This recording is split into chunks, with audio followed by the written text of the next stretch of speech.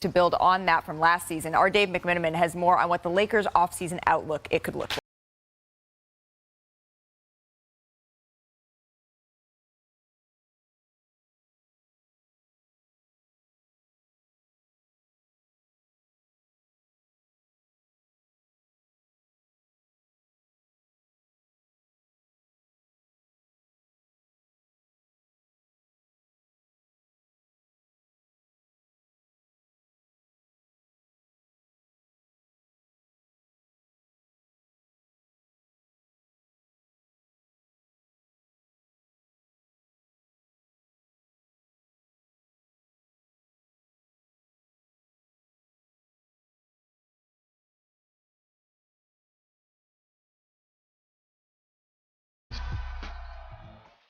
Sure, Kyrie Irving photoshopped into a number 11 Lakers uniform has been floating on social media for months, and a certain subsect of Lakers fans expect them to trade for anyone from Miles Turner to Zach LaVine.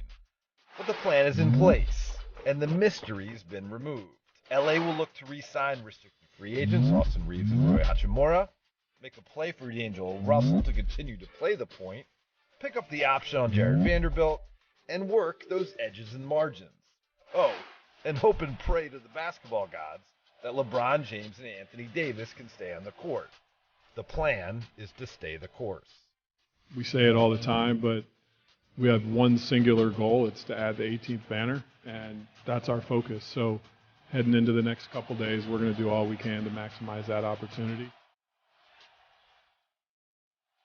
Let's discuss all things LA as our reporter covering the Lakers, Dave McMenamin, joins us. Young Massouk covering the Clippers. Let's start with you here, Dave. The priority for the Lakers, we just heard Rob Pelinka say, okay, we need to look in-house at some of our guys, but what's the priority? Emily, I'm told that at 3 o'clock today Pacific and a fraction of a second, there would be a 4-year, $52 million max offer awaiting Austin Reeves. Now, it's the most the Lakers can offer him. Now, if an outside team decides to put up more money, the Lakers are prepared to match that as well. He's a restricted free agent.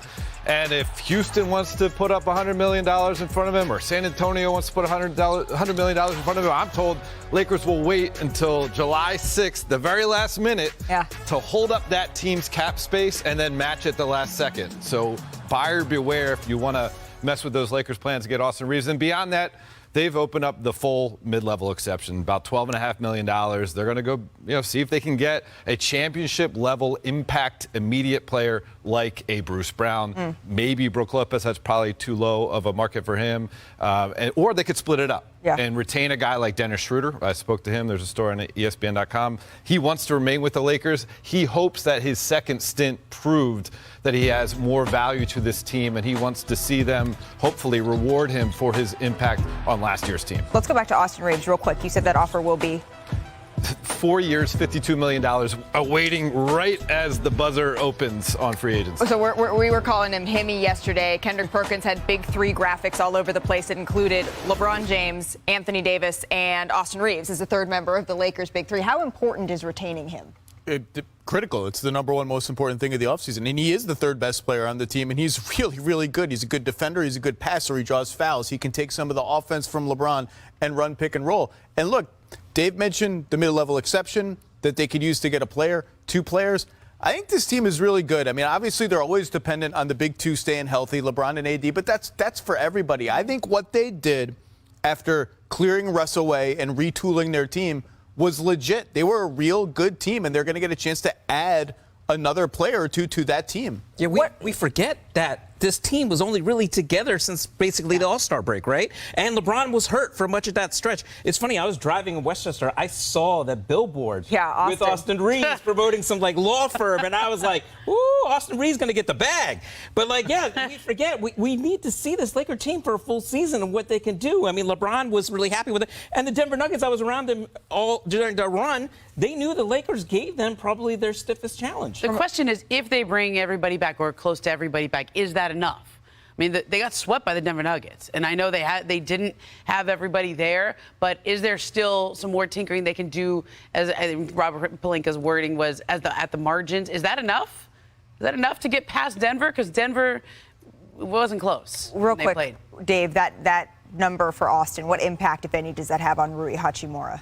Well, he's also a restricted free agent, so the Lakers are going to be able to put up a offer somewhere in the $15 million range, they would hope, and then we'll see if another team, again, the Lakers have been signaling to everyone who's listening that they intend to match on both those guys. So it would be buyer beware again with Rui Hachimura. If another team was to put an offer out there, the Lakers could match it. And then the next name is D'Angelo Russell, of course, because the Lakers, they are dealing with an unrestricted free agent there in D'Angelo Russell. But as we look around the league and teams that have cap space, there might not be that much of a market for D'Angelo Russell. And the Lakers potentially could get him at a bargain compared to maybe the $30 million number he was looking at going into this offseason. It could be around $20 million. Well, guys like D'Angelo Russell are the ones that I think you're going to see the most effect from the new CBA.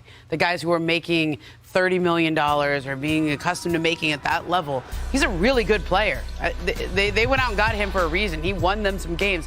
I know that Denver series wasn't good for him, but if you can get him on a short-term contract, maybe 15 to 18 a year, $20 million a year, that's a bargain for a player of his caliber.